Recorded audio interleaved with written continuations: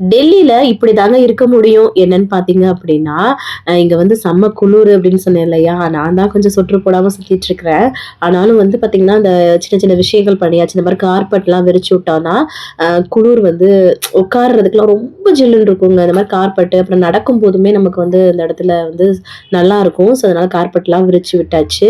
So, நான் தான் கொஞ்சம் சொட்டர் போடாம இருக்கேன். ஏன்னா கொஞ்சம் வெயில் வருதா மதிய நேரத்துல. அது அப்போ வந்து ரொம்ப இரிட்டேட்டிங்கா இருக்கு. அதனால இன்னைக்கு கவனோட ஸ்கூலுக்கு போக வேண்டிய வேலை இருக்குது. ஸோ, அதனால டக்கு டக்குன்னு சிம்பிளா தான் பண்ணியிருக்கேன். குக்கர்ல சாதம் வச்சு விட்டுட்டு, சப்பாத்தி மாவு இருந்தது. அதையும் சப்பாத்தி போட்டு எனக்கு வச்சுட்டு, நேத்து வச்ச சாம்பார் இருந்ததா, அதையும் வந்து சூடு பண்ணி வச்சிரலான்ட்டு, சூடு பண்ணிட்டு, அப்புறம் வந்து சாதமும் சூப்பரா ரெடி ஆயிடுச்சு.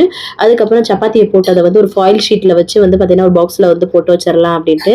அப்புறமா மிஷின்ல துணிய போட்டிருந்தேன். அதையும் போட்டு விட்டுட்டு, உடனே வந்து அதையும் எடுத்து காய போட்டு விட்டுட்டு போனா தான், எல்லா வேலையும் முடிச்சுட்டு வெளில போனா தாங்க ஒரு திருப்தியா இருக்கும். எனக்கு இப்படி, உங்களுக்கு எப்படின்னு சொல்லிட்டு மறக்காம சொல்லுங்க. பாய்.